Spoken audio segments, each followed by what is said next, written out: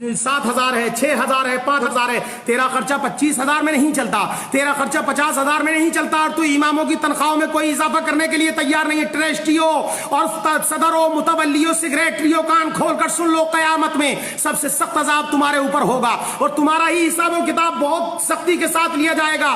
تمہاری زندگی تمہارا جو ہے بہت سختی کے ساتھ تمہارا حساب و کتاب ہوگا, کیونکہ تم نے اماموں کے گلے دبا کر رکھے ہیں. تمہارا امام مسجد میں ہے, تو رات کے 12 بجے بلائے تو تیرا امام آتا ہے. اگر تو بچے کے کان میں اذان پڑھوائے تو تیرا امام آتا ہے. اگر تو تیل پڑنے کے لیے کہے تو تیرا امام آتا ہے. تمہارے امام اور تمہارے امام تمہارے گھروں کی ساری چیزیں دیکھ بھال بھی کر رہے ہیں, بچوں کو بھی, اور نمازیں اذانیں بھی پڑھ رہے ہیں, اور ان کی تنخواہ 3,000 سے 4,000 لیتا ہے. ذرا خبردار ہو جا, امام سے جو ہے محبتیں کرو, اور وہ جو شاعروں اور جو تمام لوگوں کو جو تم پیسہ دے رہے ہو اس پیسے کو دینا بند کرو, اماموں کی تنخواہوں میں اضافہ کرو, اور جلسے کرنے کے لیے فری کے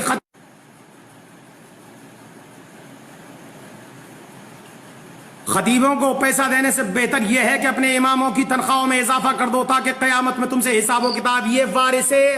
یہ وارث نبی ہیں, وارث نبی, انہوں نے نبی کے مصلے کو سنبھال رکھا ہے. یہ مصلے جو ہے نبی کے مصلے پر بیٹھے ہوئے ہیں, انہوں نے مسجدوں کو سنبھال رکھا ہے, دین کے کام کو کر رکھا ہے. اگر یہ حافظ قرآن اور یہ تمہاری مسجدوں کے امام نہ ہوتے تو تیری مسجد میں اذان کون پڑھتا, تیری مسجد میں لائٹیں کون جلاتا, تیری مسجد میں جو ہے روشنی کون کرتا, یہ سارے کام و کاج کون کرتا؟ مجھے ذرا بتا, تیرا جنازہ کون پڑھاتا, تیرے بچے کو بسم اللہ خانی کون کراتا, اور یہ تیری فاتحہ خانی کون کرتا, تیرے لیے قرآن کون پڑھتا؟ ذرا بتا, اندازہ لگا اور سوچ. اماموں کا گلا گھونٹنے سے بہتر یہ ہے سائیکل امام خرید لے تو تم کفے افسوس ہاتھ ملتے ہو, اور جو پوری دنیا کے لوگوں تم ایئر کنڈیشن میں رہتے ہو تو امام بیچارہ کچھ نہیں کہتا. تم جو ہے تمام بڑے بڑے کمرے اور کوٹھیاں اور بنگلے خریدتے ہو, تم سے امام کچھ نہیں کہتا, اور مگر تم جب کوئی امام چھوٹی سی جھگی اور جھونپڑی خرید لیتا ہے تو فجیدہ کرنا شروع کر دیتے ہو. جگہ جگہ چغلی کے اڈے کھول رکھے ہیں تم نے.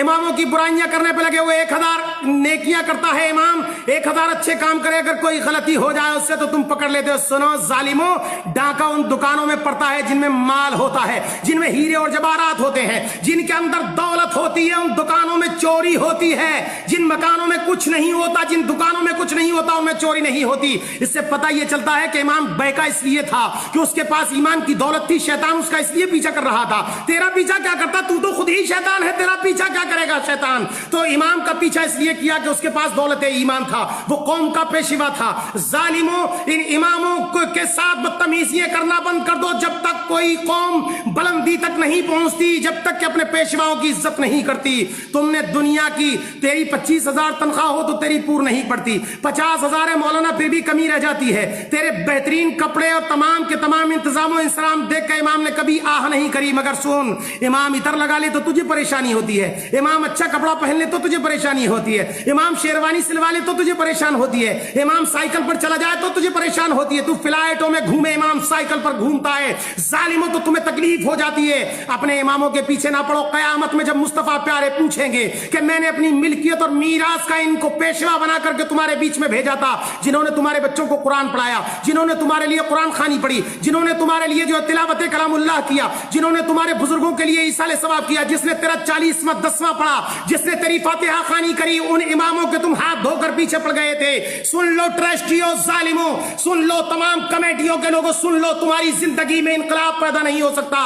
تم اپنے گھروں کے خرچے مسجدوں اور مدرسوں کے چندوں سے چلاتے ہو, اور اس کے باوجود امام اگر تمہاری پول پٹی کھول دے تو اماموں کے نہا دھو کر پیچھے پڑ جاتے ہو, طرح طرح کے الزامات لگاتے ہو, عیب لگاتے ہو اماموں پر, اور لگانے کے بعد انہیں مسجدوں سے نکال دیتے. کوئی کہتا ہے 5 سال ہو گئے امام صاحب کو, جلدی نکالو. اور کوئی پوچھے جناب انہوں نے غلطی کیا کی, بولے نہیں, امام کو زیادہ دن نہیں رہنے دینا چاہیے, ان کے تعلقات بہت اچھے بن گئے ہیں. پتہ یہ چلا کہ امام زیادہ دن رہے گا تو تیری ساری خبر رکھے گا. تو کتنا پیسہ مدرسے مسجد کا کھاتا ہے اس کو خبر ہوگی, تو مسجد کے کتنے مال کو دباتا ہے اس کو خبر ہوگی. تیری پول کھول دے گا وہ امام. اس لیے تو ان اماموں کی مخالفت میں لگ گیا. جلدی کرو, اس کو ایسا نہ ہو کہ ہمارے راز کھل جائیں, ہماری پول پٹی کھل جائے, ہماری زندگی جو ہے غرق ہو جائے اور لوگوں میں ہماری جوتیوں دال بٹنے لگ جائے، اس لیے اماموں کے پیچھے پڑتے ہو ظالموں۔ اماموں کی تنخواہ بڑھاؤ، بڑے بڑے خطیب آتے ہیں، شعراء آتے ہیں، بڑے بڑے 25-25 ہزار لے کر جاتے ہیں اور تم ایک ایک رات میں دے دیتے ہو۔ امام کی 3500 روپے تنخواہ، امام کی 3000 روپے تنخواہ، کبھی تو نے سوچا اور امام سے پوچھا کہ تمہارا 2500 میں خرچہ کیسے چلتا ہے،